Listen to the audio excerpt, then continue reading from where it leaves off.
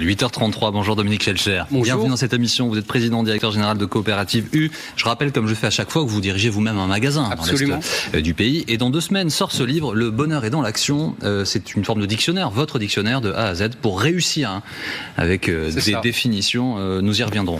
Je voudrais commencer avec le pouvoir d'achat des Français. Alors, vous êtes un des grands spécialistes sur le carrelage, comme on dit, je crois, dans votre profession. Ouais, c'est vrai. Pascal Perry nous a expliqué hier qu'il y avait un léger mieux pour les Français à venir. Est-ce que d'ores et déjà vous le constatez, vous ? Alors, il y a un léger mieux depuis plusieurs mois. Il y a des prix qui baissent légèrement, mais en même temps, je le dis tout de suite, et toutes les études le disent, et mon dialogue aussi avec les clients le révèle, les Français ne le voient pas encore véritablement. En fait, il y a des petites baisses, mais elles ne sont pas significatives. Et tout de suite, il faut redire, on ne reviendra pas au prix d'avant la crise inflationniste. C'est ça que les gens attendent, mais on n'y reviendra pas. Ils cherchent les baisses. Il y en a quelques-unes, mais elles ne sont pas suffisantes sur leur ticket de caisse, en fait. Et donc, moi, je le dis, les Français sont toujours, on va dire, dans le choc inflationniste. Ils n'ont pas tourné la page. C'est ce qui fait qu'ils continuent à arbitrer. Il y a un baromètre qui est sorti la semaine dernière, très intéressant, chaque année en début d'année, ça s'appelle le baromètre des territoires de la SNCF et de l'Institut Montaigne. Il y a un chiffre qui m'a frappé, 70% des Français disent « j'achète moins ».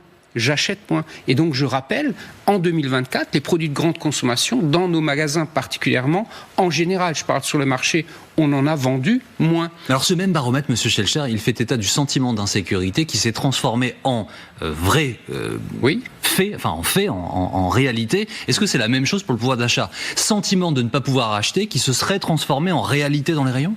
Oui, il y a un écart entre la réalité du marché avec une inflation qui est à 1,4% sur la dernière période. Donc vraiment, on a cassé cette spirale inflationniste très forte, mais par contre, une perception qui est complètement différente. Et ce baromètre le traduit bien, effectivement, sur le sujet de la sécurité aussi. J'ai regardé ça de près. Voilà. Il y a quelque chose de curieux, par contre. C'est vrai, on a regardé sous le prisme des clients U, les clients qui sont dans les territoires. Nous, on est dans les communes de moins de 5000 habitants, donc vraiment dans les territoires de France, ces gens, quand même, sont un peu plus heureux que les autres. Pardon, Dominique Schelcher, est-ce que ça n'est pas finalement une bonne nouvelle ? J'ai toujours été frappé par un autre chiffre qui est que 30% de la production alimentaire dans le monde est gaspillée, qu'elle n'est jamais consommée. Consommer moins, est-ce que ça n'incite pas de nouveaux comportements ? Alors c'est peut-être pas une bonne nouvelle pour vous, mais c'est peut-être une bonne nouvelle pour le marché. Mais vous avez raison, je crois profondément, qu'est-ce qui se passe ? Les gens sont confrontés à un choc inflationniste qu'ils n'ont pas connu depuis 40 ans.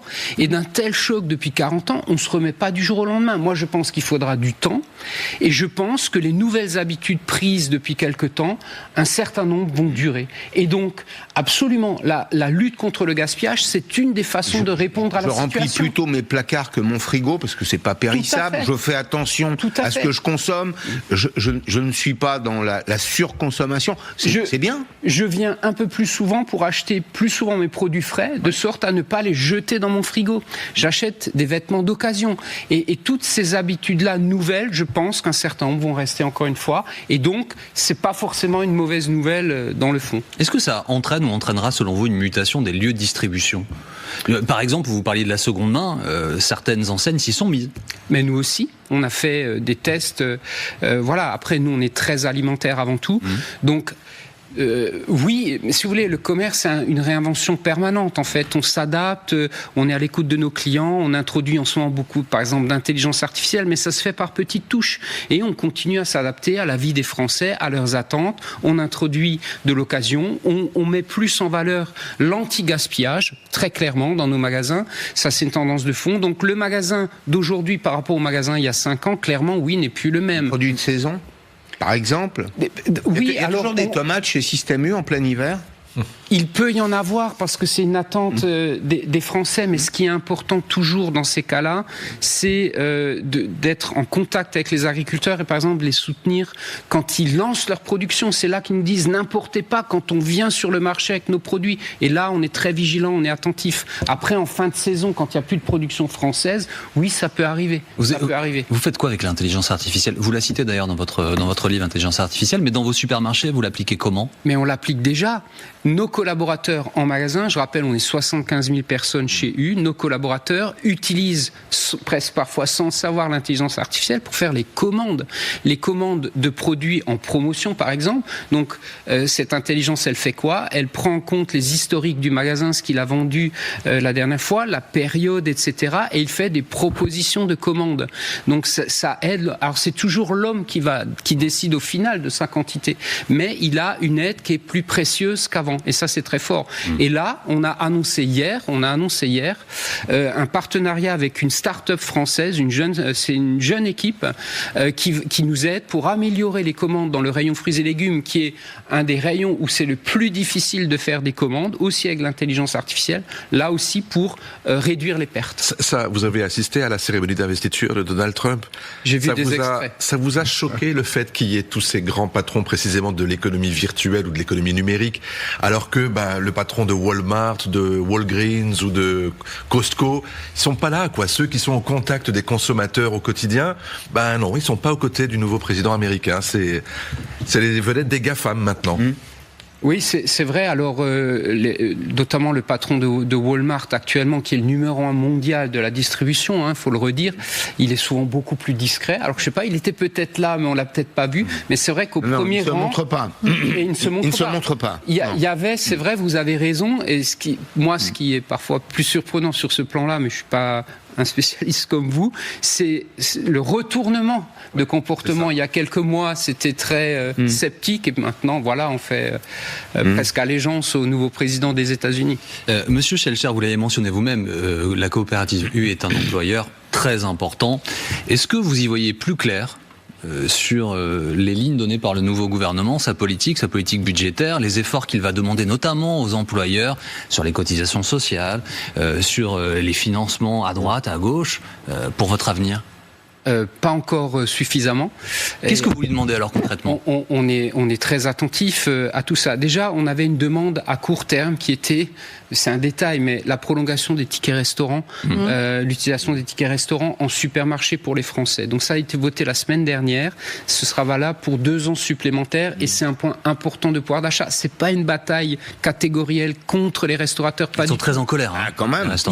Ils sont en colère, mais c'est pas fait pour ça au départ. C'est 14 milliards d'euros qui sont dépensés avec ces tickets. L'essentiel va dans la restauration.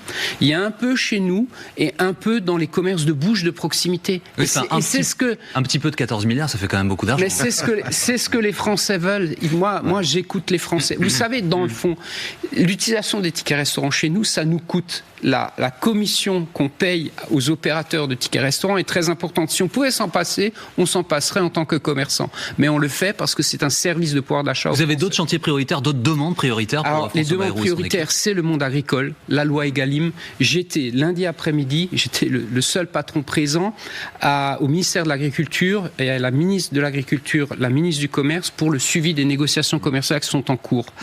Et donc, il y a toujours le sujet Egalim. La ministre a annoncé à ce moment-là un travail en cours sur une adaptation de la loi Egalim. Et là, on a des propositions très fortes à faire qu'on faisait avant la dissolution. La dissolution a coupé ces travaux-là, ces discussions-là. Donc là, il y a sur les marges des industriels. Pardon. Sur une proposition précise. C'est historique chez vous. Vous dites les industriels jouent pas le jeu. Ils nous disent pas. Ils n'ouvrent pas leur comptabilité pour nous dire voilà quels sont nos coûts de production. C'est encore le cas cette année, on pourrait en parler en détail si vous voulez, mais je ne mets pas tout le monde dans le même sac. Il y a des gens qui font des efforts. Et donc, une proposition forte qu'on fait, c'est de découper la négociation en 2 temps. Il faudrait que les industriels se mettent d'accord avec les agriculteurs dans un premier temps, ils signent un contrat, et quand ce contrat est signé, l'industriel vient voir le distributeur. Et ça n'existe pas. Et ça, ce serait la sécurité totale pour les agriculteurs. C'est une proposition qu'on fait depuis longtemps, avec d'ailleurs notre fédération, et que demande aujourd'hui la FNSEA et les jeunes agriculteurs. Là, on se retrouve tous un peu contre les industriels. Alors vous disiez la loi a été arrêtée par la dissolution, il y a ensuite eu la censure du gouvernement Barnier. Est-ce que ça vous a rassuré de voir que François Bayrou n'avait pas été censuré au premier moment après sa déclaration de politique générale? Est-ce que vous demandez aux politiques, quel que soit leur choix politique, quel que soit leur positionnement politique, un peu de temps, un peu de stabilité dans la vie économique? Mais bien sûr. Donc pas de censure. Si vous voulez, les Français et les chefs d'entreprise, ils ont besoin de visibilité et de stabilité pour prendre leurs décisions. Nous, je veux dire, tant que la fiscalité à venir n'est pas claire, tant que on ne sait pas toutes les conséquences du futur budget, on est un peu dans un attentisme. On va peut-être moins recruter, moins investir. Alors il se trouve que U se porte plutôt bien, et donc moi on a décidé collectivement de pas remettre en cause nos investissements, bien qu'on ne sache pas exactement toutes les modalités effectivement fiscales à venir. Vous voyez. Parmi les pistes évoquées, notamment pour le financement de la retraite, il y a l'emploi des seniors. Vous avez en tête la part de seniors employés à Coopérative U ? Est-ce que c'est un sujet sur lequel vous travaillez ? C'est un sujet auquel on est extrêmement vigilant. Moi, par exemple, une des choses que je préfère faire dans mon métier, c'est recruter. On n'a évidemment, dans notre métier, aucun problème à recruter, même des seniors. Vous voyez, par exemple, je sais que dans certains métiers, on dit oui, on n'arrive pas à se faire recruter. Dans la grande distribution, pas du tout. Vous pouvez arriver à n'importe quel âge avec votre cursus, on vous forme et vous pouvez reprogresser. Et chez moi, certains de mes meilleurs recrutements, ce sont des gens parfois au bord de la retraite, parce qu'ils ont une expérience, ils nous apportent quelque chose, un regard, une stabilité que parfois les jeunes n'ont pas. Je voudrais dire un mot sur votre livre. Donc, moi je dis une forme de dictionnaire, parce que ça part de A à Z. Alors c'est très rigolo, je ne sais pas si vous avez fait attention, ça part de absolu pour A, ça va à 0. Absolument. Donc c'est vraiment d'un bout à l'autre, pour le coup. Un mot sur le management à la française. Vous dites chaque pays, chaque culture a son style de management. En France, plutôt hiérarchie très verticale, dimension implicite des choses. J'ai pas pu m'empêcher, de penser à la politique. Il y avait une allusion là-dedans ou pas ? C'est vrai qu'on est très centralisé en France, et si vous voulez, ce qui me frappe, si vous m'interrogez là-dessus, et ça fait le joint avec le livre, ce qui me frappe depuis que je suis président de U, c'est une très forte centralisation des décisions à Paris. Parfois pas assez de prise en compte de la province. Vous êtes un Girondin, quoi. Vous êtes vraiment un décentralisateur ? Mais bien sûr. La vraie vie, elle est dans les territoires de France. Elle est auprès des Français. Et parfois, j'ai senti ces derniers temps un décalage entre ce qu'on pouvait vivre à Paris ici et la réalité de la vie dans les territoires, de l'opinion des Français, de leurs difficultés au quotidien. Et c'est ce que j'essaye aussi parfois, parce que je suis un provincial, d'essayer de remonter dans les discussions. Deux tout petits mots rapidement. Vous consacrez un petit paragraphe à X, le réseau social. Alors vous dites, moi j'y prends des choses, j'y suis pas tout le temps, etc. Au moment où beaucoup de personnalités disent le quitter en raison d'Elon Musk, est-ce que depuis l'écriture de ce livre, votre sentiment a évolué ? Est-ce que vous êtes une figure publique, quitter désormais ce réseau ? Non, je ne le quitterai pas. Pourquoi ? Parce que je pense que quand il y a du débat, et je pense qu'il faut être là pour apporter une autre parole. Il ne faut pas laisser qu'une seule parole. Et donc, je suis parfois surpris par certains médias qui partent, parce que je pense qu'il faut résister, continuer à dialoguer et continuer à apporter une autre information voilà. Et véritablement aujourd'hui, si vous quittez X, vous allez où en réalité ? Quel est l'autre réseau ? Sur TikTok, c'est la Chine ou les États-Unis ? Ouais, c'est ça. Ou alors moi, je pense. Voilà, je suis pas un spécialiste, mais je pense qu'il faut continuer le dialogue, continuer à informer et continuer à alimenter le débat pour éclairer. Et du coup, vous me permettez un clin d'œil à J comme journaliste, puisque vous les citez. Oui, vous êtes cité. À la fin, je ne sais pas bien quel est votre sentiment, parce que vous citez beaucoup de monde, du meilleur au pire ou du pire au meilleur. Alors, vous avez quel avis sur notre profession ? Mais très positif, évidemment. Et évidemment, qu'est-ce qu'il est malin, Dominique Schelcher. Merci d'avoir été avec nous. Le bonheur est dans l'action. Merci de votre invitation. À l'Aube. Merci, c'est toujours un plaisir d'échanger avec vous, Dominique Schelcher.